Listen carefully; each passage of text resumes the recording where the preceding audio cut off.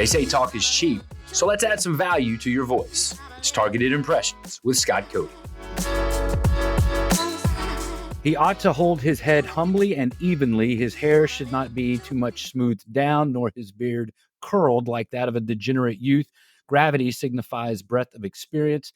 He should approach the patient with moderate steps, not noisily, gazing calmly at the sick bed.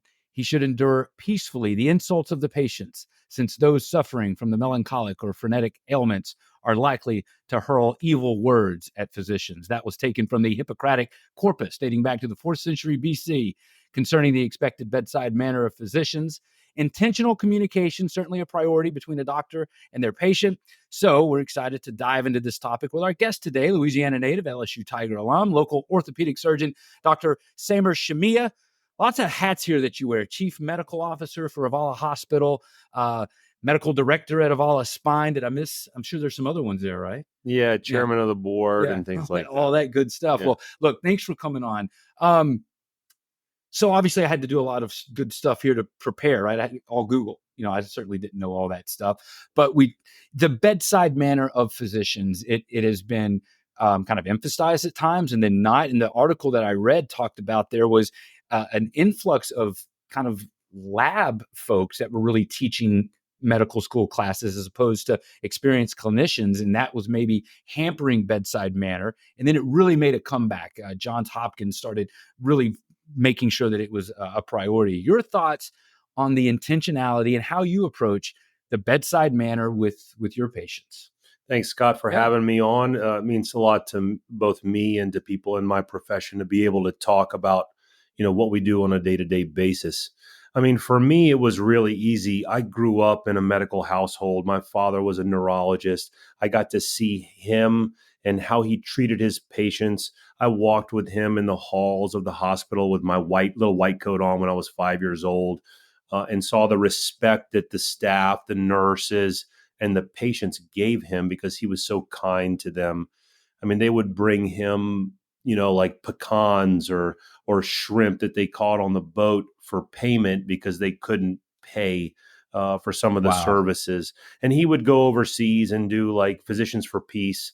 So I got to see all that at an early age. Unfortunately, throughout my life, I've had multiple things where I was the patient. It turns out that it's fortunate because I get to then relay that into how I treat my patients. When I was playing for the Tigers tennis, I tore my ACL, and Dr. Drez, one of the leading orthopedic surgeons in the country, operated on me. So that kind of led me down the path of orthopedic surgery. And then I was involved in a bigger accident years down the road. So I've been that patient. And to answer your question, I put myself in the position that I'm the patient, or what would I want to have done if I was the patient or if they were a family member. So several times today in clinic, I told patients, if you were my sister, if you were my brother, this is what I would do. So you have to put yourself in their position, because the whole time, they're not able to access you. They talk to your staff, they get ready for the appointment.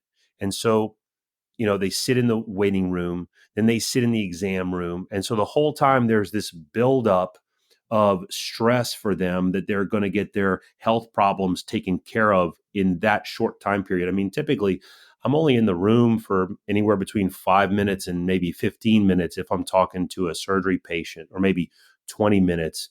So there's a lot of information to bestow upon them and get them to understand what I'm talking about, because they don't understand about a lot of medical, terminology and things like that. So they typically, it's called white coat syndrome. They'll forget any questions that they have, and they'll forget half the stuff that I tell them. So you have to repeat it and talk to them in lay terms so that they understand it. And mostly you just give them a human touch. They like to be touched. They like to, put your hand on their shoulder if they're crying or they're sad. And I think we miss a lot of that as physicians, because a lot of physicians are now concerned about electronic medical records, having to click so many buttons, having to jump through so many hoops to get something to pass insurance or to get authorized. So, back in when my dad was practicing, he would scribble a couple of notes and he'd be done with the note, or he'd dictate it really quickly in 30 seconds and he'd be done with that portion of the note, and he could spend all of the time treating the patient. And I think that's the biggest difference between when he practiced medicine and when I practice medicine. That's interesting though too, because so how do you approach, how many times have you had to kind of change gears, right? So you know what you want to communicate, but you go in and now you've looked at what's happened with everything you just mentioned. You had to check all these off. You've lost time. Maybe like we read here, maybe you get yelled at, you get hurled evil words at, thick skin. Like how quickly do you have to kind of change that course that you've planned when you're talking with them? Well, one of the things that I guess gets underappreciated about what we do as physicians is we're basically psychiatrists as well. I have to sit there and look at somebody's body language, the way they react, and try to figure out why they're in the room. Most of the patients have a hurt neck or back, but there's a lot of other reasons for the patients to be there. A woman may be wanting to speak out to somebody. She may be being abused at home and she just has to unload that onto someone. So her trip to the doctor's office is a release and a way out of the home.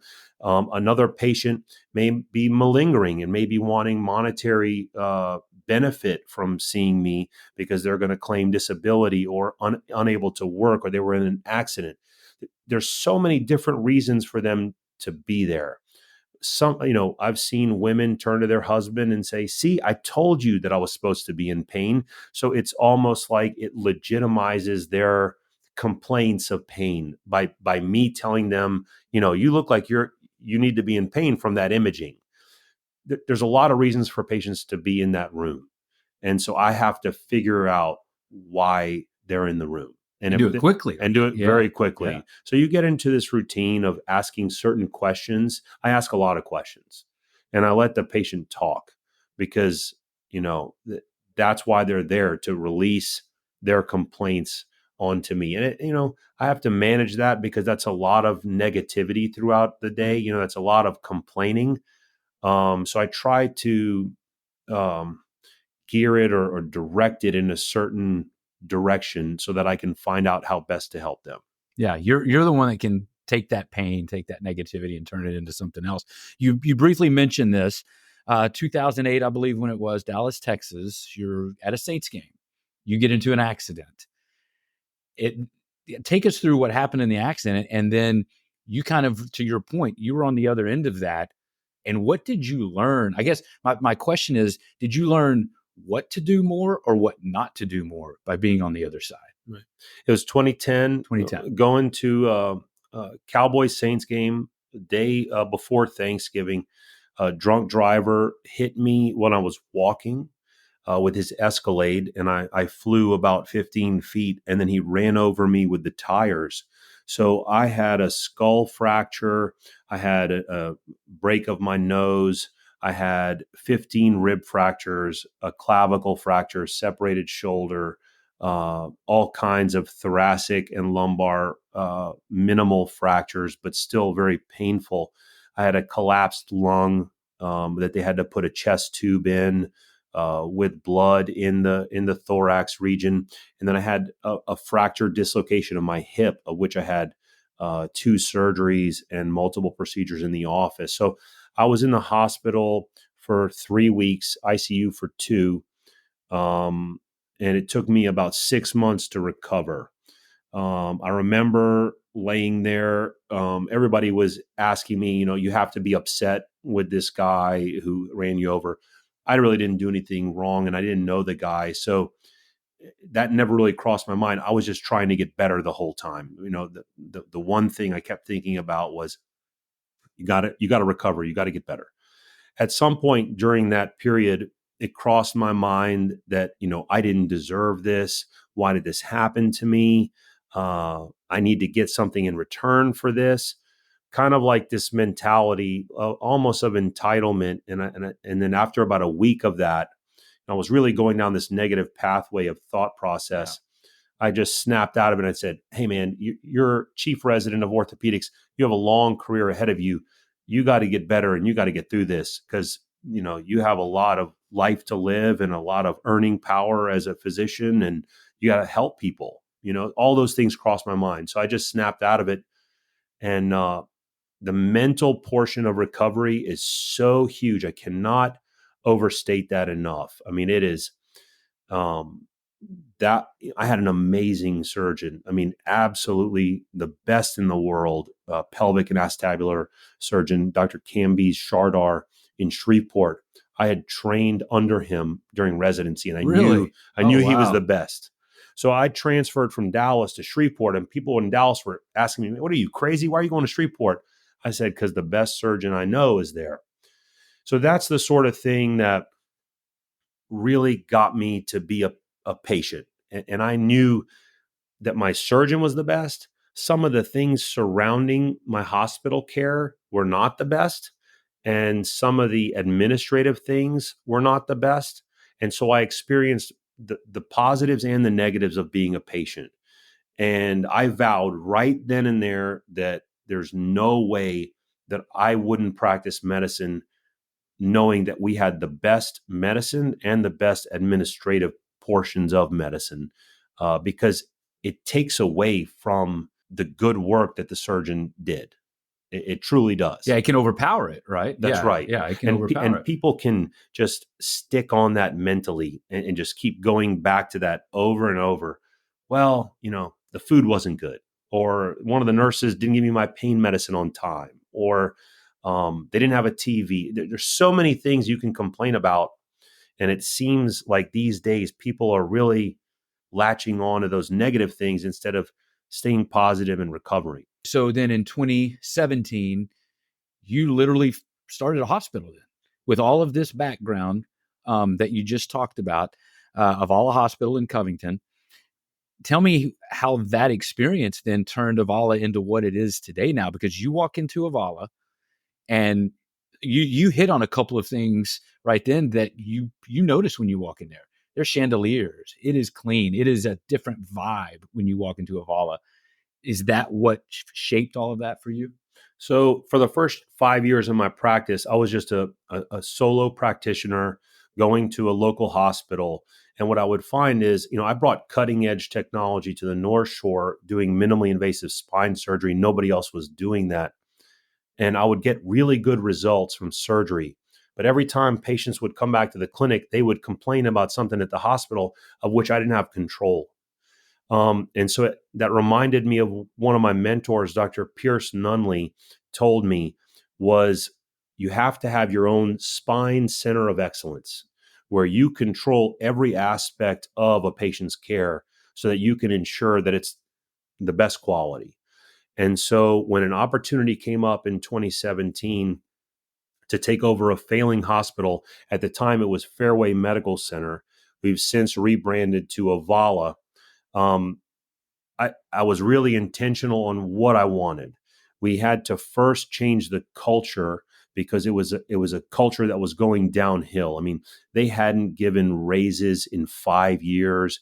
The employees were just beaten down. They were very loyal to the facility, but we had to instill a sense of excitement and being proud of what they were there to do. And so a lot of hospitals, the way that they market and the way that they have their culture, they market to the patients. I don't necessarily like to do that as far as our culture. I want to treat our staff and our physicians the best. And at our facility, the physicians come first over everybody. If we treat the physicians well, then it kind of rolls to the staff, and the physicians treat the staff well, because everywhere else you go, these physicians are burned out. That's the hot topic, physician burnout. And so then they are grumpy, they set a negative atmosphere, then the staff becomes grumpy and they set a negative atmosphere, and that leaks out into patient care. But if everybody's happy at the facility, we pay them well, we treat them well, they're in beautiful surroundings, that leaks out. That that gets absorbed by the patients, and they have a much better outcome from their surgery. And then we choose to be associated with the best surgeons who have the best technology, or the state-of-the-art technology that we can, to match our culture. And then you talked about that time period though, the 2016, 2017.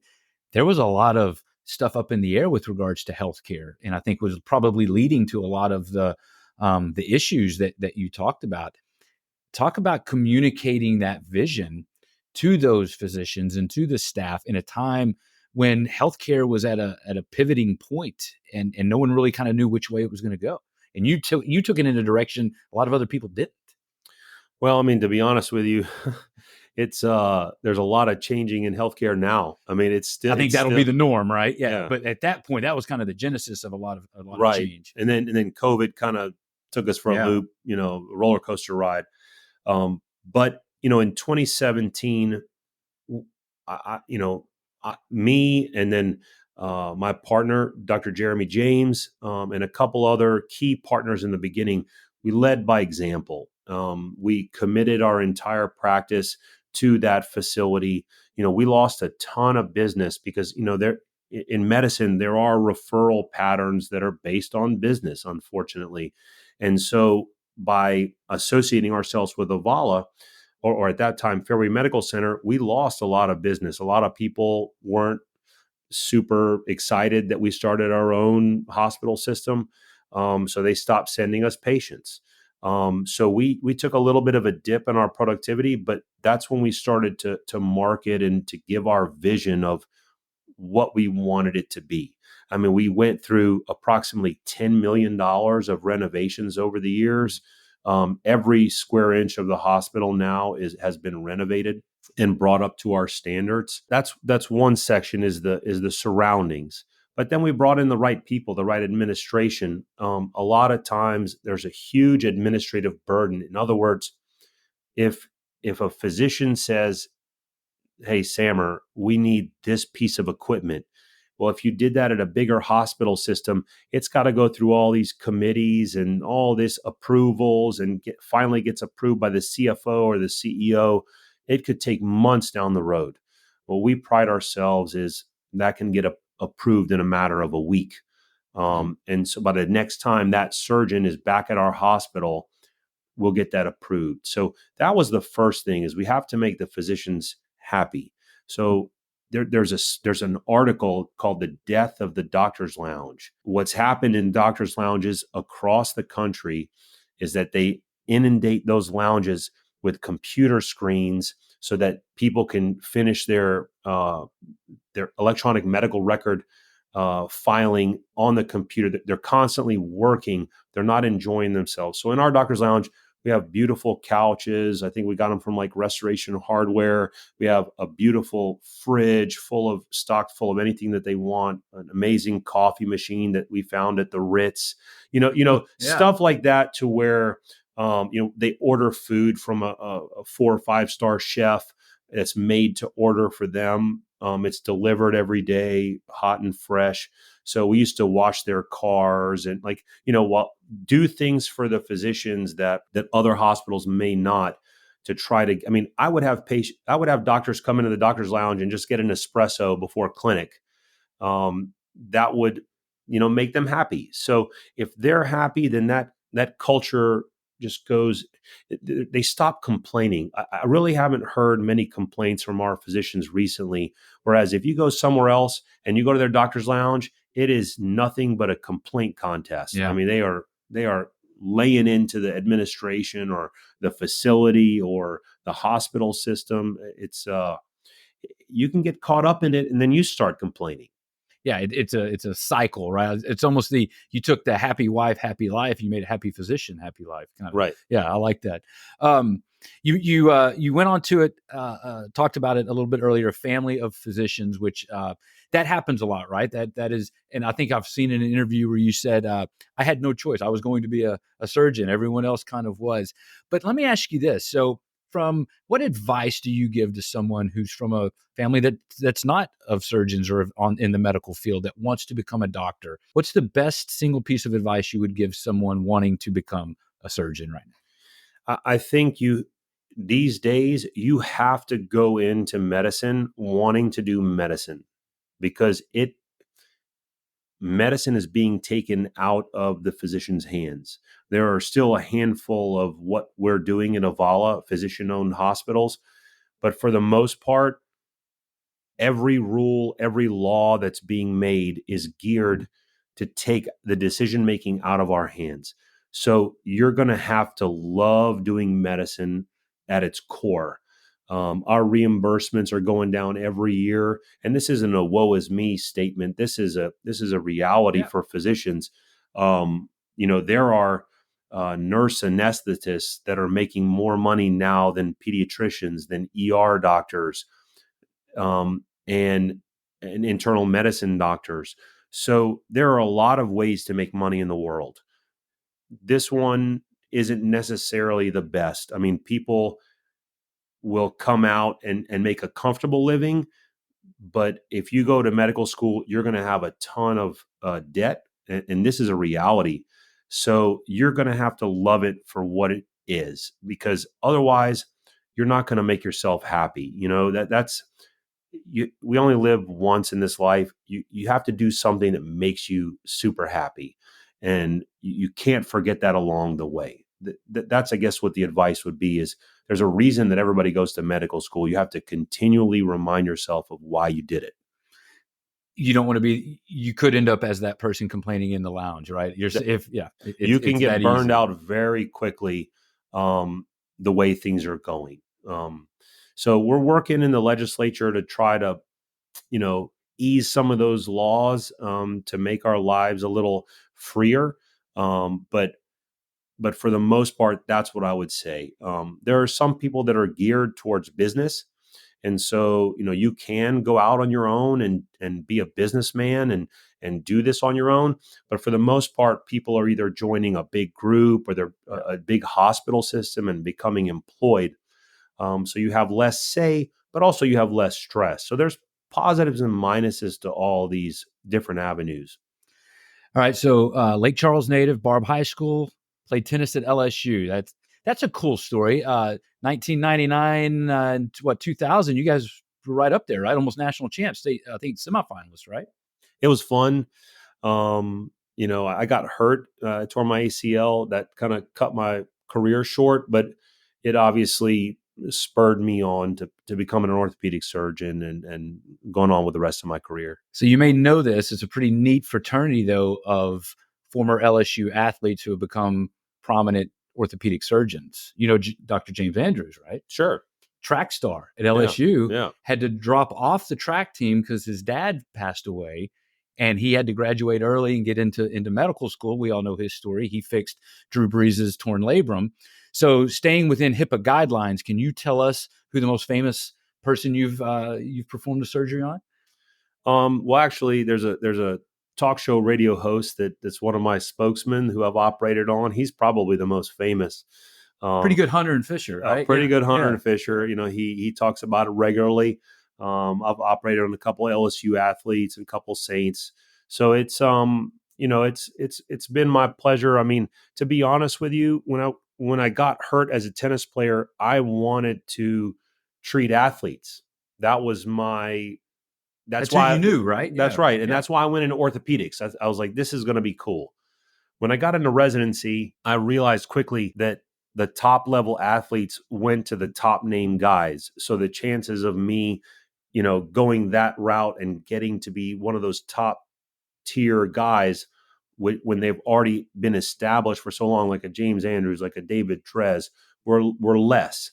And so I started looking around and I saw spine was really interesting, because if you talk to 10 spine surgeons, you're going to get 9 or 10 different answers as to what's the best treatment for a certain condition. Like if you put up an MRI up, one guy will say that needs a fusion. One guy that needs a total disc replacement. That just needs a decompression. That doesn't need any surgery at all. So that was very interesting to me. And I never could get a consensus from different physicians. Not only that, but whenever I was in residency, there was quite a bit of advancement in spine for technology. And since then, like we've come up with robotic technology. Of course, AVALA has a spine robot. We've come up with minimally invasive technology and total disc replacement technology. So there's a lot of things that we've come up with just in the last 10 years, which makes it really exciting. And that was exciting to me. Was I was on the cutting edge getting into that, you know. Of course, there's cutting edge stuff in sports as well, but I think we've made leaps and bounds of advancements over the last 10 years in spine. So that keeps me on my toes. It keeps me fresh, and it's exciting. You know, and also too, while 70,000 people may cheer Drew Brees, you're helping people, the everyday guy, right? Right. The guy that's not able to get to work to provide for his family or something like that. So I think that there's a kind of an honor, I think, you know, with the common man, right? Is that a good way to put it? I think the statistics are that 95% of Americans will hurt their neck or low back in their lifetime. So, Why do you think that is? Is there a preventative measure that you're seeing that if there's one thing we could stop doing? Is it sitting in chairs like this all day that cause it? What in your experience? well, the neck and the low back, the cervical and the lumbar spines, they're movable. You know, they move all over the place. And then the thoracic spine in the middle, you know, that connects to your rib cage doesn't move that much. So you have two movable sections that is in the middle, separated by a minimally movable section. So that leads to quite a bit of injury to the neck and the low back. Somebody was eating fried chicken sitting down and they sneezed and they blew a disc out. So there's not much you can do in some instances. Our philosophy in my group at AVALA Spine is to be as conservative as possible. Try to give the patient anti-inflammatory medicines, physical therapy, injections, the test of time. You know, most of these things will go away on their own. Activity modification. There's different things like medications and pain creams and TENS units and inversion machines and all this stuff. So we try to throw the kitchen sink at it to avoid surgery. But at the end of the day, it's up to the patient. These are mostly elective surgeries. Well, look, we appreciate your time. We're up here on a half hour, and I appreciate you taking some. You came from surgeries to record this podcast, and I do appreciate that. And I thank you for opening up and talking with us about some stuff. Let the folks know, where they can find AVALA Spine should they need some, to come get some advice from you. Sure.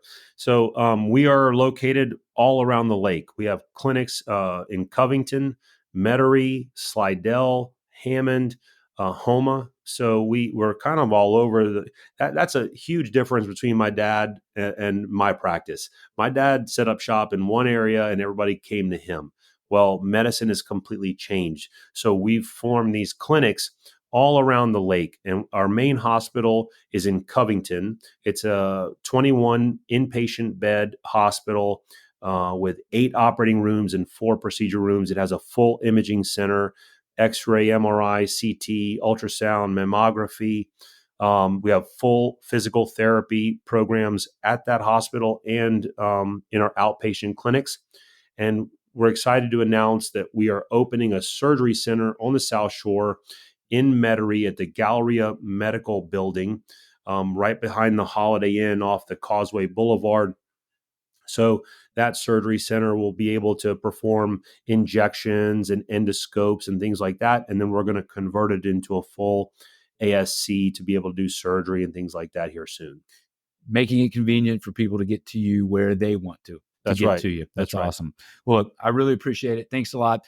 Targeted Impressions is a product of 3131 Media Solutions, a full-service advertising agency located in Metairie, Louisiana. We appreciate you listening. Please rate us, give us 5 stars, follow us, share us if you think that someone might be interested in what we're talking about. Until next time, God bless and take care.